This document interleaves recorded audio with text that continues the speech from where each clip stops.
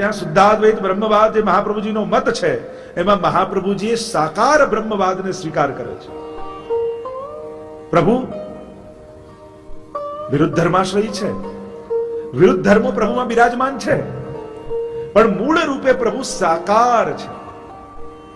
કારણ કે આપણે ત્યાં બે પ્રકારની માન્યતાઓ ચાલે છે, નિરાકાર બ્રહ્મની ઉપાસના અને સાકાર બ્રહ્મની ઉપાસના. મહાપ્રભુજી સમજાવતા મતને કહે છે કે સાકારની વ્યાપકતા જ નિરાકાર જેવી ભાસે છે. કોઈ સાકાર વસ્તુ અતિ વ્યાપક હોય અને જેનો છેડો આપણને ન દેખાતો હોય એમ આપણને નિરાકાર લાગે. જેમ સમુદ્રના કિનારે ઉભા રહો અને એનો છેડો ન દેખાય તો એમ લાગે આ તો અનંત છે. પૃથ્વી ને જ્યારે લોકોએ શોધી નથી આથી 200 વર્ષ પહેલા તો અલગ અલગ માન્યતાઓ હતી ને એવો મત હતો કે આ તો અનંત છે, આનો છેડો જ નથી. પણ જયારે પૃથ્વીની બહાર જઈને જોયું ત્યારે એ ગોળ છે એવી માન્યતા ખ્યાલ આવી. પણ પહેલા જયારે એનું શોધ નથી થઈ ત્યારે એને પણ અનંત માનવામાં આવ્યું. તો જેમ આપણને પૃથ્વી અનંત લાગે છે, એ ગોળ છે, આપણે તો સાંભળ્યું છે, આપણે તો ફોટા જોયા છે, આપણો અનુભવ નથી. પૃથ્વી ગોળ છે તમને ક્યારે અનુભવાય? એ તો અનંત લાગે. તો જેમ સાકાર કોઈ બહુ વ્યાપક હોય ત્યારે એ નિરાકાર જેવો લાગે છે.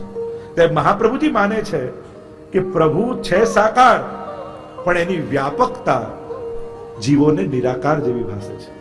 કારણ કે એટલો વિરાટ છે, એની વિરાટતા. ઘણા કે વેદમાં તો નિરાકાર બ્રહ્મની વાત છે, તો શસ્ત્ર શીરખા પુરુખા કહીએ છે, 1000 મુખ 1000 હાથ, સાકારની તો વાત છે. જો કોઈ પણ આકારનો આશ્રય એ સાકાર જ છે. દુનિયામાં એમ જોવા જાઓ તો નિરાકારને ઉપાસનારા પણ સાકારની આરાધના તો કરે જ છે. કોઈ કે અમે ભગવાનના સ્વરૂપને ન માનીએ, અમે તો જ્યોતિને માનીએ, તો જ્યોતિને પણ લંબગોળ આકારે આકારનો આશ્રય તો કરે જ છે. ભગવાન રૂપવાળા નથી એ લોકોના પણ ધર્મસ્થાનના તો ચોક્કસ આકાર હોય છે જ. એટલે કે આકારની ઉપાસના તો બધા જ કરી રહ્યા છે. જે નિરાકારની વાત કરનારા પણ કોઈ ને કોઈ આકારનો આશ્રય તો કરે જ છે, અને આકારનો આશ્રય કરે છે તે સાકાર જ થયું. શ્રી મહાપ્રભુજી સાકાર એટલે સ્વરૂપના ઉપાસક છે. જો આપણે ત્યાં સ્વરૂપ સેવાની આરાધના છે. પ્રભુના હરિરાયજી પણ શિક્ષાપત્રમાં સમજાવે છે કે આંખો બંધ કરી ધ્યાન કરી પરમાત્માને હૃદયમાં પધરાવો એ સાધારણ પ્રાપ્તિ, પણ ખુલ્લી આંખે એ સ્વરૂપામૃતનું પાન કરો નેત્રોથી, એ પુષ્ટિ માર્ગીય પ્રાપ્તિ કહેવાય. પુષ્ટિ માર્ગમાં તો આ જ ઇન્દ્રિયો દ્વારા પ્રભુનો અનુભવ કરવાનો છે. મારે તો આ જ કાને એની વાણી સાંભળવી છે, એની વેણુ સાંભળવી છે, મારે તો આ જ આંખે એને જોવો છે, મારે તો આ જ હાથે એનો સ્પર્શ કરવો છે, મારે તો આ જ જીવનમાં એને પામીને જવો છે. પુષ્ટિ માર્ગ में उधार की बातें नहीं है. મર્યા પછી ક્યાં જઈશું, મર્યા પછી શું થશે? આપણા બધાની તકલીફ છે મૃત્યુ સુધારવામાં જીવન સુધારવાનું જ ભૂલી ગયા છે. મૃત્યુ સુધરે એની ચિંતામાં જીવનને બગાડી બેસીએ છે. ભાગવતજી સમજાતે हैं, महाप्रभु जी समझाते हैं, मरीने दुनिया छोड़ीने નથી જવું, આપણે તો જીવીને જવું છે. हमको तो जीवन का अनुभव करके जाना है. આ વૈષ્ણવ કુળમાં આવો સુંદર દેહ મળ્યો છે. અમારા ઘરે ઠાકોરજી બિરાજે છે. અમારે મરીને દુનિયા નથી છોડવી, અમારે તો જીવનનો આનંદ લઈને જવું છે. અમારે તો વારે ઘડીએ જન્મ લેવો છે, અમારે તો વૈષ્ણવ બનીને આવવું છે અને દરેક જન્મે ભગવત સેવા કરવી છે. વૈષ્ણવ જન તો મુક્તિ ન માંગે, માંગે જન્મ જન્મ અવતાર રે, નિત્ય લીલા નિત્ય ઉત્સવ નિરખવા નંદલાલ. આપણે તો સાકાર બ્રહ્મના ઉપાસક છે. અને એટલે પુષ્ટિ માર્ગમાં દર્શન કરવા જાઓ ને, ઘણા લોકો આમ દોડતા દોડતા હવેલી જાય પછી આંખો બંધ કરીને ઉભા રહીએ, પછી ઊંધા વળે, પછી જ આંખ ખોલે, ભાઈ કે દર્શન કરવા ગયા હતા. અરે કર્યા ક્યાં? अरे लोचन भरी भरी पीजिए जी. हमारे तो गोपालदास छठा आख्यान देखो, कितनी सुंदर बात करते हैं गोपालदास. लोचन भृंग पिए घड़ूते, प्रगट मुख मकरंद जी, सगुण स्नेही श्यामड़ा वाला, अहर्निश दर्शन आपो. प्रभु गायों को चराते हुए जब आप वृंदावन से गोकुल पधारते हो, तब आपके बिखरे हुए केश और गायों की खुर्रत से उड़ी हुई रज, और वह रज से मंडित हुए आप वेणु को अधर पर पधराकर वेणुनाद करते करते जब आप गोकुल पधारते हो ना, तब हम पूरे दिन का विरह संताप शांत करने के लिए हम खड़ी हो जाती हैं आपके दर्शन के लिए. और जब दर्शन करते समय हमारी पलकें बंद होती हैं, तब पलक बनाने वाले ब्रह्मा हमको जड़ प्रतीत होते हैं. કે ત્રુટિર યુગાયતે ત્વામ અવશ્યતામ. એક પાપણ બંધ થાય તો એમને એમ લાગે જાણે કરોડો યુગો વીતી ગયા है. और जहां आपके दर्शन होते हैं हमारे पूरे दिन का विरह शांत हो जाता है. પણ એક પાપણ પણ બંધ થાય તો અમને યુગ જેવો અંતરાય લાગે. એટલે પુષ્ટિ માર્ગમાં આંખો બંધ કરીને નહીં, પણ लोचन लालची है. लालच रख दो आंखों में जब प्रभु का दर्शन करते हो. लालची व्यक्ति को कैसे लग होता है, और मिल जाए और मिल जाए और मिल जाए. वैसे दर्शन करते हो तब ये तत्परता रहे कि कहीं मेरे आंखें बंद न हो जाएं और इस रूपामृत को मेरे हृदय में पधरा लूं. ये था. तो यहां तो साकार ब्रह्मवाद है, यहां तो स्वरूपामृत का पान करना है. 3 प्रकार के आनंद कहे गए, विषयानंद, ब्रह्मानंद और स्वरूपानंद, भजनानंद. विषयानंद तो हर एक व्यक्ति जानता है, मोक्ष को पाने वाले वो मुनिया ब्रह्मानंद को जानते हैं, पर स्वरूप की भक्ति करने वाले उस स्वरूपामृत का आनंद जानते हैं. देखो पुष्टि भक्ति है ना, वो गुण की भक्ति नहीं है, वह स्वरूप की भक्ति है. मर्यादा भक्ति वह गुण की भक्ति, पुष्टि भक्ति वह स्वरूप की भक्ति. प्रभु कृपाळु છે, દયાળુ છે, દુઃખ હરતા છે, આવા ગુણો સાંભળીને જે ભાવ થાય એ મર્યાદા ભાવ. કારણ જે દિવસે કૃપા નહીં દેખાય એ દિવસે અભાવ પણ આવી જશે. જે દિવસે દુઃખને નહીં હરે એ દિવસે ભગવાનમાં દોષ પણ દેખાશે. આ મર્યાદા ભાવ કે એના ગુણ દેખાય ત્યાં સુધી ભાવ અને ગુણ પ્રગટ ન થયા તો અભાવ. पर पुष्टि भक्ति वो तो स्वरूप की भक्ति है कि प्रभु आप कृपा करो या न करो, भले कठोर बन जाओ, पर हम तो आपको प्रेम करती हैं और करती ही रहेंगी. ये पुष्टि भक्ति है. आप हमको जिवाओ या विरह में मार दो, पर हमने तो प्रेम करना सीखा है. क्योंकि प्रेम वही है जिसमें किसी शर्त न हो. जहां तक शर्त है वहां तक प्रेम नहीं है. भले आप विरह में रखो. कोई गोपी ब्रज छोड़कर मथुरा नहीं गई, क्योंकि प्रभु ने कहा था मैं यहां आऊंगा, मेरी प्रतीक्षा करना. कई लोग प्रश्न करते हैं राधा और कृष्ण मिले क्यों नहीं, साथ क्यों नहीं रहे. किनाराओ अलग रही ने झरण ने जीव तू राखे, अलगता आपणी एमज प्रेम ने जीव तू राखे. जैसे 2 तट होते हैं ना, जिस दिन दोनों मिल जाएं तो बहता हुआ जल रुक जाता है, वो अलग रहे तभी वह जल बहता रहता है. वैसे ही ये 2 अलग रहे तो प्रेम बहता रहा, क्योंकि जो इकट्ठे होते तो प्रेम का झरना रुक जाता. क्यारेक प्रेम ने जीवતું રાખવા માટે અલગતા પણ જરૂરી હોય છે. આમ સાકાર બ્રહ્મવાદ, આપણે ત્યાં તો સાકાર સ્વરૂપની ઉપાસના છે. મહાપ્રભુજી એ સમયે પણ, કારણ કે એ સમયે યવનોનું શાસન, એ સમયે અને બુદ્ધ પરસ્તી તો ગુનાહ કહેવાય. કોઈ મૂર્તિને માનો તો અપરાધ કહેવાતો. પણ એ સમયે પણ મહાપ્રભુજીએ સાકાર બ્રહ્મની ઉપાસના કરી. બહુલાવનનો પ્રસંગ આવે છે ને આપણે ત્યાં, બહુલા ગાય. આપ જો વ્રજયાત્રા કરવા ગયા હશો તો ત્યાં બહુલાવનમાં મહાપ્રભુજીના બેઠકજી છે, અને ત્યાં એક ગાયનું સ્વરૂપ છે. એ બહુલા ગાય, એના પૂર્વ ચરિત્રમાં એમ આવતું કે સિંહ એને રોકી અને કહ્યું બહુલા ગાય કે હું મારો વાછરડું ભૂખ્યું હશે, પહેલા એને દૂધ પાન કરાવીને હું પાછી આવી જઈશ. સિંહે કહ્યું કે તારા પર ભરોસો રાખું છું, તું જઈને પાછી આવીશ, હા મારા પર વિશ્વાસ રાખ. અને વાછરડાને દૂધ પાન કરાવીને બહુલા ગાય પાછી આવી. અને સિંહને એમ થયું અરે આટલી સત્યવાદી, અને સિંહ બીજું કોઈ નહોતું, સ્વયં પ્રભુ હતા. અને ત્યાં સિંહ રૂપે પ્રભુ પ્રગટ થઈ ગયા અને પ્રભુએ આશીર્વાદ આપ્યું કે બહુલા તે તારી વાણીની સત્યતા રાખી છે તો તારી પૂજા અનાદિકાલ સુધી અહીંયા થશે. અને ત્યારથી ત્યાં બહુલા ગાયની મૂર્તિ હતી, એની પૂજા થતી. પણ યવનોનું શાસન કહ્યું કે બુદ્ધ પરસ્તી તો ગુનાહ છે, તમે આ ગાયની પૂજા બંધ કરો, નહીં તો તમારું કત્લ કરી દેવામાં આવશે. મહાપ્રભુજી ત્યાં બિરાજતા હતા. કહ્યું કે ગાયને ઘાસ અમે પોતે ખવડાવીશું. એ બાદશાહે એમ ફરમાન કર્યું કે જો તમારે પૂજા કરવી હોય તો એક શરતે કરવા દઉં, તમે ઘાસ આ ગાય આગળ મૂકો અને મારી સામે એ ગાય ઘાસ ખાય તો હું માનું કે તમારી પૂજા સાચી છે. બધા ચિંતામાં પડી ગયા નગરવાસીઓ. હવે શું આ ગાયની પૂજન થતું બંધ થઈ જશે, બહુલા ગાયની હવે સેવા નહીં થાય. મહાપ્રભુજી ત્યાં બિરાજમાન હતા, પારાયણ કરી રહ્યા હતા. અને મહાપ્રભુજીએ કહ્યું ચાલો અમે તમારી સાથે આવીએ છીએ અને અમે બહુલાને ઘાસ ખવડાવીશું. કુમળું લીલું ઘાસ મહાપ્રભુજીએ લીધું અને ગાયની પૂંછના ભાગમાં મહાપ્રભુજી ઉભા રહ્યા અને ધીમે રહીને બોલ્યા બહુલા લે ઘાસ ખા. અને બહુલા ગાયે ત્યાં સાક્ષાત પાછું વળી જીવંત બની અને મહાપ્રભુજીના હસ્તથી ઘાસ ખાધું અને યવન ચક્કરમાં પડી ગયો. અરે આ પથ્થરની ગાય ઘાસ કેમ ખાઈ શકે? અને આમ એ સમયે પણ મહાપ્રભુજીએ ગાયોની પૂજનની રક્ષા કરી હતી અને ગાયોની સેવા કરી હતી. પ્રસ્થાપિત કરી હતી સમાજમાં, અને મૂર્તિ પૂજાને એ સમયે મહાપ્રભુજીએ એની પ્રસ્થાપના એ સમયે 500 વર્ષ પૂર્વ કરી. નહીં તો એ સમય એવો સમય આવી ગયો હતો, ગોકુલનાથજીના સમયમાં પકડવામાં આવ્યા વૈષ્ણવોને કહ્યું ગળામાંથી કંઠી કાઢ, નહીં તો તારું ગળું કાપી નાખીશું. અને એ સમયે પણ વૈષ્ણવનું એવું ગૌરવ કે બોલ્યા કે બાદશાહ ગળું કપાઈ જશે તો કંઠી આપમેળે નીચે પડી જશે, બાકી વૈષ્ણવ થઈને આ હાથે કંઠી અમે નહીં કાઢીએ. આ ગૌરવ સાથે વૈષ્ણવ જીવ્યા છે. અને આજે બધી અનુકૂળતા છે છતાંય કંઠી અમને ખૂંચે છે એટલે અમે પહેરતા નથી. હું તો કહું ખૂંચે એવી પહેરાવી જેથી યાદ તો રે પહેરી છે. આપણે બહુ સોફ્ટ લઈ આવીએ છીએ એટલે ભૂલીએ જઈએ છીએ કે ગળામાં મહાપ્રભુજીના હાથની અમે કંઠી પહેરી છે. तो ये गौरव के साथ वैष्णव जीता है, मैंने महाप्रभु जी की कंठी पहरी है. साकार ब्रह्मवादनी समयની ઉપાસના. અને એવા તો અનેક પ્રસંગો. એક યવને મથુરાના વિશ્રામ ઘાટ પર એવું યંત્ર લગાડ્યું કે જે વૈષ્ણવ નીકળે, અને એ સમય ચોટી રાખતા, અને એવું ચમત્કારી યંત્ર કે જે નીકળે એની ચોટી કપાઈને દાઢી થઈ જાય.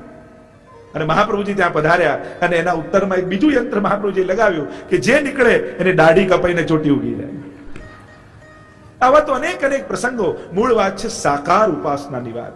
અને વેદાંતિક અર્થોમાં સાકાર બ્રહ્મવાદિક, આપ તો સાકાર બ્રહ્મની ઉપાસનાની સ્થાપના કરવા વાળા શ્રી મહાપ્રભુજી છો. અને એટલા માટે ગુસાઈજી વંદન કરતા આગળના નામનું ઉચ્ચારણ કરતા કહે, वेद का पार पाने वाले आप हो, वेद का सही अर्थों को जानने वाले आप हो, वेद का तत्व ज्ञान पाने वाले आप हो. वेद શું કહેવા માંગે છે? કારણ કે વેદ બહુ ગૂઢ છે, એને સમજવો બહુ અઘરો છે. સાધારણ વ્યક્તિ કેવલ ભાષાનો જાણકાર એને ન જાણી શકે. સ્વયં વેદ પણ જ્યારે બ્રહ્મની ઉપાસના વર્ણન કરતા નીતિ કહી દે તો એ વેદ થકી બ્રહ્મને કેમ જાણી શકાય? વેદો પણ 3 ગુણવાળા છે. આમ વેદની ઉપાસના, મહાપ્રભુજી સ્વયં વેદ પારગ છે, વેદને જાણવા વાળા છે. આપણે ત્યાં તો વાર્તા પ્રસંગમાં આવે ને કે સોનાનું પુતળું કાળનું બનાવેલું પેલા રાજાએ, અને જે બ્રાહ્મણ જાય એની સામે એક આંગળી કરે અને બ્રાહ્મણો ત્યાંથી નીકળી જતા. મહાપ્રભુજી ત્યાં પધાર્યા અને પેલા સોનાના પુતળાએ કાળ રૂપે મહાપ્રભુજી પધાર્યા અને એક આંગળી કરી તો મહાપ્રભુજી 3 આંગળી કરી અને પેલું પુતળું નીચે વળીને સાષ્ટાંગ દંડવત પ્રણામ કરી દીધું મહાપ્રભુજી. રાજાને થયું કે મને સમજમાં ના આવી, જે વિદ્વાનો આવતા એની સામે આ પુતળું એક આંગળી કરતું ને વિદ્વાનો જતા રહેતા. મહાપ્રભુજી 3 આંગળી કરીને વંદન કેમ કરી દીધા? ત્યારે મહાપ્રભુજીએ કહ્યું, આ એમ કહે છે કે હું વેદનો જાણવા વાળો છું, હું સાક્ષાત કાળ છું અને એક સમય સંધ્યા કરું છું. મહાપ્રભુજી 3 આંગળી કહ્યું, અમે ત્રિકાલ સંધ્યા કરીએ છીએ અને તત્વને જાણવા વાળા છે વેદના. એટલે સાષ્ટાંગ મહાપ્રભુજીને વેદ રૂપ જાણી અને સાષ્ટાંગ દંડવત પ્રણામ કરી દીધા. એકવાર મહાપ્રભુજી સંધ્યા વંદન કરતા હતા. જો આપણે ત્યાં વલ્લભકુલને ત્યાં આજે પણ એ વેદના વિધાનોને માનવામાં આવે છે. ઘણી વાર વૈષ્ણવો એમ કહે કે અમે તો પુષ્ટિ ભક્તિ માર્ગમાં આવ્યા, હવે વેદને માનવાની અમને શું જરૂર? લોકે સ્વાસ્થ્યમ તથા વેદે, આપણે લૌકિક વૈદિક ત્યાગની જે વાત કરીએ છીએ, પણ આપણે બધા વૈષ્ણવ એટલા ચતુર છે, લૌકિક છોડતા નથી પણ વૈદિક છોડી દે છે. લૌકિક વૈદિક ત્યાગની જે વાત કરવામાં આવી, પણ એ ક્યારે? જ્યારે એ ભગવદી બુદ્ધિ જાગૃત થઈ જાય ત્યારે આ વિધિ વિધાનો નથી. પણ જ્યાં સુધી દેહ બુદ્ધિ છે ત્યાં સુધી શાસ્ત્રની સર્વ મર્યાદાઓ વૈષ્ણવે પાળવી છે. સ્વયં ગુસાઈજીના ધ્યાનમાં જુઓ ને, પ્રાણાનાયમ મે નાસાપુટ નિહિત કરમ કર્ણરાજ દ્વિમુક્તમ. સ્વયં સંધ્યાવંદન ગુસાઈજી કરી રહ્યા છે. એમ જ મહાપ્રભુજી એકવાર સંધ્યાવંદન કરતા હતા અને વૈષ્ણવે પૂછ્યું કે જરા આપ તો ભક્તિ માર્ગના આચાર્ય છો, પછી આમ કર્મકાંડ કેમ કરો છો? આ વેદના વિધાનો કેમ કરો છો? ત્યારે મહાપ્રભુજીએ કહ્યું કે ભક્તિ માર્ગ છે ને એ તો ફૂલોનો બગીચો છે, અને કર્મકાંડ છે ને એની આજુબાજુની કાંટાની વાડ છે. જો કાંટાની વાડ કરવામાં ના આવે ને તો કોઈ પણ આવીને ફૂલોનો બગીચો બગાડી જાય. એટલે અમારા ભાવની રક્ષા કરવા માટે અમે વેદની વાડ બાંધી અને સેવાનો આનંદ લઈએ છીએ. આ વેદ મર્યાદાની તો વાડ છે કે જે અમારા ભાવની રક્ષા કરે છે. અને એટલા માટે વૈદિક વિધાનો પણ આપણે ત્યાં સ્વીકારે છે. જે રીતે વેદ વિધાનો થતા હોય એ રીતે દરેકે વૈદિક વિધાનો કરવા જોઈએ. મહાપ્રભુજી તો વેદ પારગ છે, વેદના જાણવા વાળા છે. અને આપે વેદના ફલરૂપ નિગમ કલ્પતરોર ગલિતમ ફલમ શુકમુખાદમૃત દ્રવ સંયુતમ પીબત ભાગવતમ રસમાલયમ મુહુરહો રસિકા ભુવિ ભાવુકા. એ જ વેદ, નિગમ એટલે વેદ, એના ઉપર લાગેલું આ ગલિત ફલ એ ભાગવતજી છે. અને મહાપ્રભુજી એ જ ભાગવતજીનું દોહન કરી અને આપણને ભગવત સેવાનો માર્ગ આપ્યો છે, આપણને પુષ્ટિનો માર્ગ આપ્યો છે. અને એટલા માટે વેદનો સાચું તત્વ એટલે કે સાચો સાર, અર્ક જેને કહીએ, એ સેવા રૂપે, ઠાકોરજી રૂપે મહાપ્રભુજી આપણને આપ્યો છે. અને એટલા માટે ગુસાઈજી કહે છે કે મહાપ્રભુજી તો વેદ પારગ છે, વેદને જાણવા વાળા મહાપ્રભુજી છે. આપણે ત્યાં શ્રુતિ રહસ્ય નામનો ગ્રંથ છે. વેદોમાં પણ જેટલા જેટલા મંત્રો છે બધાને કૃષ્ણ પરક કરીને જાણે છે. જેમ ત્રયંબકમ યજામહે પ્રસિદ્ધ મંત્ર છે, ત્રિઅંબકમ પ્રસિદ્ધ અર્થ એમ છે ત્રણ નેત્રો જેમના છે. આપણે ત્યાં કૃષ્ણ પરક અર્થ કર્યો ત્રિઅંબ, અંબ એટલે માં, ત્રણ માતાઓ જેની છે, રોહિણીજી, દેવકીજી અને યશોદાજી, એવા ઠાકોરજી છે. એટલે કે વેદના જેટલા મંત્રો છે એ ગૂઢ રૂપે પરબ્રહ્મની જ વાત કરે છે. સ્વયં મહાપ્રભુજી ગાયત્રી ભાષ્ય લખ્યું છે અને ગાયત્રી મંત્રના અર્થઘટનો એવા અદ્ભુત મહાપ્રભુજીએ કર્યા અને આજ્ઞા કરી કે ગાયત્રી તો છંદનું નામ છે શ્લોકના, એ મંત્રના છંદ ગાયત્રી છે. જેમ સર્વોત્તમ સ્તોત્રનો આપણે અનુષ્ટુપ છંદ કહીએ એમ ગાયત્રી મંત્રનો છંદ, એ મંત્રનો છંદ ગાયત્રી છે. બાકી ગાયત્રી મંત્ર પરબ્રહ્મ સૂચક છે, એ મહાપ્રભુજી અર્થઘટન કર્યો. એ તો પરબ્રહ્મની જ વાત કરે છે. એમ દરેક મંત્રો મૂળ રૂપે પરબ્રહ્મની જ વ્યાખ્યા કરે છે.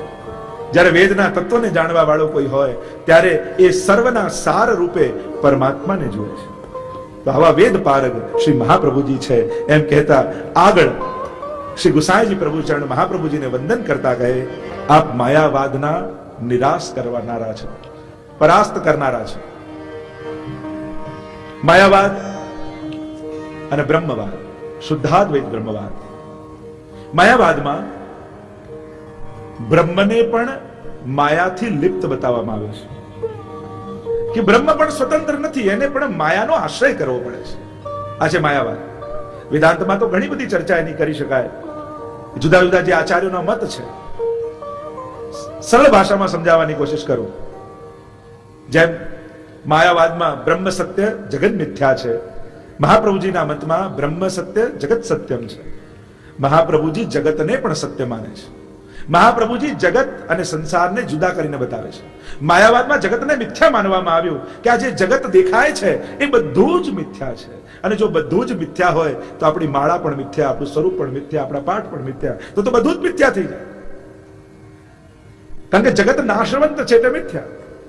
મહાપ્રભુજી સમજાવે છે કાર્ય કારણ અભેદાત બ્રહ્મસૂત્ર છે. જો કારણ રૂપ બ્રહ્મ સત્ય હોય તો સત્ય એવા બ્રહ્મમાંથી અસત્ય રૂપ જગત ક્યાંથી પેદા થઈ શકે? કારણ કે સત્યમાંથી સત્ય જ પેદા થાય, અસત્ય ન પ્રગટી શકે. તો જો બ્રહ્મને સત્ય માનો છો તો જગતને મિથ્યા કેમ કહી શકો? તો કે જગતને મિથ્યા એટલા માટે કહીએ છે કે પહેલા નહોતું, આજે છે ને કાલે નહીં પણ રહે. એ નાશવંત છે એટલે મિથ્યા કહીએ છીએ. મહાપ્રભુજી કહે જગતનું સર્જન નથી, વિસર્જન નથી, પણ બ્રહ્મ પોતે જગત રૂપે આવિર્ભૂત થાય છે અને બ્રહ્મ પોતાનામાં જગતનું તિરોધાન કરી લે છે. देखो हमारे यहाँ सर्जन विसर्जन नहीं है, लेकिन किंतु महाप्रभु जी ने आविर्भाव और तिरोभाव का मत दिया है, विचारधारा दी है. ओम पूर्णमदः पूर्णमिदं पूर्णात् पूर्णमुदच्यते पूर्णस्य पूर्णमादाय पूर्णमेवावशिष्यते. ईशोपनिषद का मंगलाचरण है ना. पूर्ण ब्रह्म में से पूर्ण जगत पैदा होता है, तो ब्रह्म में कोई कमी नहीं आ जाती, वो पूर्ण ही रहता है. और ब्रह्म पूर्ण है, जगत पूर्ण है. पूर्ण जगत जब पूर्ण ब्रह्म में मिल जाता है तब भगवान में कुछ बढ़ नहीं जाता, वो पूर्ण ही रहते. અહીંયા આવિર્ભાવ અને તિરોભાવ વેદાંતના શબ્દોમાં કહું તો જેમ કાચબો હોય ને, એને જ્યારે કાર્ય કરવું હોય ત્યારે પોતાની ઇન્દ્રિયોને બહાર કાઢી લે, અને જ્યારે કાર્ય સમાપ્ત થઈ જાય ત્યારે ઇન્દ્રિયોને પાછી સમેટી લે. તો એ અંગોને પ્રગટ કરતો નથી, એ સર્જન કે નાશ કરતો નથી, કેવલ પ્રગટ કરે છે ને, સમેટી લે છે. એમ જ બ્રહ્મને જ્યારે લીલા કરવી હોય ત્યારે પોતે બ્રહ્મ જગત રૂપે આવિર્ભૂત થાય છે, અને જ્યારે લીલા સમેટવી હોય ત્યારે બ્રહ્મ જગતને પોતાનામાં તિરોધાન કરી લે છે. અને એટલા માટે મહાપ્રભુજી જગતને પણ સત્ય કહે છે. કારણ કે બે પ્રકારના પરિણામવાદ છે, એક વિકૃત પરિણામવાદ, બીજો અવિકૃત પરિણામવાદ. વિકૃત પરિણામવાદ હે જેમ દૂધમાંથી દહીં બનાવો પણ દહીંમાંથી પાછું દૂધ ન થઈ શકે, આ વિકૃત પરિણામવાદ. અને બીજો છે અવિકૃત પરિણામવાદ, રબડ હોય એને તમે ખેંચો, લાંબુ થઈ જાય, છોડી દો તો પાછું હતું એવું થઈ જાય. तो यहाँ अविकृत परिणामवाद है. ब्रह्म जगत रूप से परिणमित होते हैं, फिर वापस स्वयं में ही तिरोधान कर लेते हैं. એટલે અહીંયા સર્જન અને નાશ નથી, આવિર્ભાવ અને તિરોભાવ છે. તો મહાપ્રભુજી જગત અને સંસારને જુદા કરીને માને છે કે માણસ જે પેદા કરે છે અહમતા મમતા રૂપી સંસાર એ મિથ્યા છે, પણ બ્રહ્મ દ્વારા જે સર્જિત જગત છે એ સત્ય છે. અને એટલા માટે આ અહમતા મમતા રૂપી સંસાર મિથ્યા છે, એ નાશવંત છે, એ આજે છે ને કાલે નહીં રહે. માણસ ત્રણ વસ્તુ ઉપર પોતે ગૌરવ કરતો હોય, પણ આ ત્રણેયમાંથી કશાનો ભરોસો નથી. આ સંસારનો ભરોસો જ નથી. સ્વાસ્થ્ય ઉપર, સંપત્તિ ઉપર અને સંબંધી ઉપર, આ ત્રણના ભરોસે માણસ જીવતો હોય છે. શું તમને ખાતરી કરી આ ખરી કે આજે જેવું તમારું શરીર છે એવું કાયમ રહેવાનું છે? એવી કોઈને ગેરંટી કરી? નહીં ને. આજે જેટલી સંપત્તિ છે એવી કાયમ રહેશે એવી ગેરંટી કરી? નહીં ને. આજે જેટલા સંબંધીઓ છે કાયમ એમની જોડે આવો જ પ્રેમ રહેવાનો એવી ખાતરી કરી? તો જે ત્રણના ભરોસે તમે જીવો છો એ ત્રણ પર જ તમને ભરોસો નથી, તો પછી સંબંધ આગળ ચાલશે કેમ? तो ये संसार तो मिथ्या ही है. हमने पैदा किया और हम ही छोड़ देते हैं और हम छोड़कर चले जाते. देह છે ત્યાં સુધી આ બધું છે. અને એટલા માટે જગત અને સંસારનો ભેદ મહાપ્રભુજી સમજાવે છે. રૂપ નામ વિભેદેન જગત ક્રીડતી યોજત. આ જે કાંઈ પણ દેખાય છે એ બધું ભગવાન દ્વારા સર્જિત છે. રૂપ નામના ભેદથી ભગવાન જ પોતે ક્રીડા કરી રહ્યા છે. જેમ સોનું હોય એની વીંટી બનાવો, તોડાવીને પાછા કુંડળ બનાવો, તોડાવીને પાછા બંગડી બનાવો, આકાર બદલાય પણ સોનું તો એનું એ જ રહે છે. એમ જ એ જ બ્રહ્મ સર્વત્ર એક સમાન રૂપે વ્યાપ્ત છે, ખાલી રૂપ નામના ભેદથી એ ક્રીડા કરી રહ્યો છે. આ બ્રહ્મવાદ છે, શુદ્ધ અદ્વૈત બ્રહ્મવાદ. મહાપ્રભુજી કહે ભગવાન માયાથી લિપ્ત નથી, માયા તો ભગવાનની દાસી છે. વલ્લભાખ્યાતના ગોપાલદાસજી કહે છે ને, ભક્તિ સુંદરી ને માયા દાસી બે મુહૂર્ત પ્રગટાવી, તેમાં પહેલી નખશિક સુબગા તે હરિને મન ભાવી. બે વૃત્તિ પ્રગટ કરી છે ઠાકોરજી, ભક્તિ સુंदरी ने माया दासी. देखो माया को दासी कहा क्योंकि वो दासी बनाने वाली है. जे माया में लिप्त થાય એ સંસારનો દાસ બની. और भक्ति सुंदरी है या सुंदरी भक्ति, गोपीजनों की भक्ति. तेमा पहली नखसिक सुबगा श्री हरि ने मन भावी. देखो दैवी येषा गुणमयी मम्माया दुरत्यया मामे वय प्रपद्यन्ते माया में ताम तरन्ति ते. भगवान ने कहा ये दुरत्यया न तैर सके ऐसी ये माया है. जब कोई माछीमार जाल पकड़वा, जब माछली पकड़वा जाल नाखे ने तो જેટલી માછલીઓ ભાગે દૂર દૂર એ બધી જાળમાં ફસાઈ જાય, પણ હોશિયાર માછલીઓ હોય ને દૂર ના ભાગે, એ માછીમારના પગ પાસે આવી જાય, અને જેટલી પગ પાસે આવી જાય એ બધી જાળમાં ફસાતી બચી જાય, અને જે માછીમારથી દૂર ભાગી હોય એ બધી જાળમાં ફસાઈ જાય. એમ પ્રભુએ પણ માયારૂપી જાળ નાખી, જે પ્રભુથી દૂર ભાગ્યા એ બધા ફસાઈ ગયા, અને જે ચરણ પકડી રાખ્યા એ બધા માયાથી તરી ગયા. मामेव ये प्रपद्यन्ते माया में ताम तरन्ति ते. जो मेरे हुए वो माया से तर गए. तो यहां मायावाद निराकर्त्रे नमः, या मायावाद का निराश करने वाले श्री महाप्रभु जी हैं. आपने मायावाद का खंडन किया है और शुद्धाद्वैत ब्रह्मवाद की स्थापना की है कि हमारे प्रभु वो तो नाथ हैं, माया तो उनकी दासी है, और प्रभु जो आज्ञा करते हैं दासी वहीं जाती है. वो भक्तों को नहीं सताती. જે ભગવદી જન હોય, જે પ્રભુના થયા હોય, માયા એની દાસી થઈને રહે છે, એને સતાવતી નથી. જ્યાં ભક્તિ હોય, કારણ કે મોહે ન નારી नारी के रूपा, तुलसीदास जी मानस में कहते हैं कि नारी नारी के रूप में मोहित नहीं होती, तो जिसके अंदर भक्ति है माया उसको मोहित नहीं कर सकती. પણ જ્ઞાની કેવો, એને માયા મોહિત કરી દે. મોહે ન નારી नारी के रूपा, नारी नारी को आकर्षित नहीं करती. इसलिए જેના હૃદયમાં ભક્તિ હોય ને માયા એને આકર્ષિત ન કરી શકે. અને એટલા માટે માયાવાદ નિરાકર્ત્રે નમઃ. आप मायावाद का निराश करने वाले हो. આગળ नाम कहता गोसाई जी कहे, यहां प्रश्न जगे कि क्या महाप्रभु जी ने केवल मायावाद का निराश किया? कहा नहीं, सर्ववादों का निराश किया. क्योंकि उस समय अनेक प्रकार के वाद और मत प्रस्तावित थे. महाप्रभु जी ने उन सब में से निर्गुण भक्ति या शुद्धाद्वैत ब्रह्मवाद की स्थापना की. देखो महाप्रभु जी अड़ेल विराजते और काशी से सभी विद्वान आपसे शास्त्रार्थ करने आते, और महाप्रभु जी को सेवा में अवेयर हो जाते, क्योंकि शास्त्रार्थ करने आए हो और जहां तक शास्त्रार्थ पूरा न हो वहां तक सेवा में कैसे जाएं. इसलिए महाप्रभु जी ने एक युक्ति की. पत्रावलंबन नाम का एक ग्रंथ लिखा महाप्रभु जी ने, और काशी विश्वनाथ का जहां मंदिर था वहां उस ग्रंथ को लगा दिया लिखकर. और सबसे कहा कि जिसको शास्त्रार्थ करना हो वो पहले जाकर पत्रावलंबन ग्रंथ को पढ़ ले और फिर कोई संशय रहे तो मुझसे शास्त्रार्थ करने आए। और बड़े बड़े विद्वान वह पत्र को बांचते और वहीं निरुत्तर हो जाते, तो महाप्रभु जी के पास कोई जाता ही नहीं तो शास्त्रार्थ में इतनी अवेर हो जाती। जो આપણે ત્યાં પેલું ધોળ આવે છે ને, કંઠેશ્રી, કંઠાશ્રી જૂના વૈષ્ણવ ગાતા, શ્રી મહાપ્રભુજી બિરાજે ગૃહસ્થાશ્રમ ભોગવવા ને કાજે। અડેલમાં મહાપ્રભુજી બિરાજ્યા અને શાસ્ત્રાર્થ ચાલી રહ્યો છે અને શાસ્ત્રાર્થ એટલો લાંબો ચાલ્યો કે અહીંયા નવનીત પ્રિયાજીને ઉત્થાપનનો સમય થઈ ગયો અને વાર થતી ગઈ ઉત્થાપન કરાવે કોણ? એટલે નવનીત પ્રિયાજી ગયા ઇલમ્મા ગારુજી પાસે અને કહેવા લાગ્યા કે આપ ઉત્થાપન મારા કરાવો। ઇલમ્મા ગારુજી કહે અરે મને બ્રહ્મ સંબંધ નથી અને જો હું કરાવીશ તો મહાપ્રભુજી મારા પર બીરા બરસશે, ખીજાશે। નવનીત પ્રિયાજી કે બ્રહ્મ સંબંધ નથી તો લાવો હું આપને બ્રહ્મ સંબંધ કરાવું। અને નવનીત પ્રિયાજી કહ્યું જાઓ અપરસમાં સ્નાન કરીને આવી જાઓ। અને ઇલમ્મા ગારુજી સ્નાન કરીને આવ્યા, સ્વયં નવનીત પ્રિયાજી ગુરુ બન્યા, તુલસી પત્ર હાથમાં આપ્યું અને કહ્યું જો હું જેમ બોલાવું એમ બોલજો। અને આખો બ્રહ્મ સંબંધ મંત્ર નવનીત પ્રિયાજી ઇલમ્મા ગારુજીને બોલાવ્યો અને કહ્યું લાવ હવે તુલસીદલ મારા ચરણોમાં પધરાવી દો।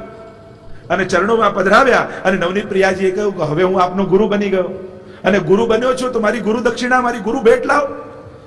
ઇલમ્મા ગારુજી કે મારી પાસે તો કાંઈ નથી। પછી ઇલમ્મા ગારુજીને યાદ આવ્યું આ કંઠાભરણ મેં પહેર્યું છે અને પોતાની કંઠાભરણ કાઢી અને નવનીત પ્રિયાજીને ધરાવ્યું અને નવનીત પ્રિયાજી બહુ પ્રસન્ન થઈ ગયા અને કહ્યું હવે બધા શિંગાર પોળતી સમયે વડા કરીશ પણ આ કંઠાભરણ આપને યાદ કરી સદાય ધારણ કરી રાખીશ। આવો કંઠેશ્વરી નું ધોળ છે, જૂના વૈષ્ણવ ગાતા।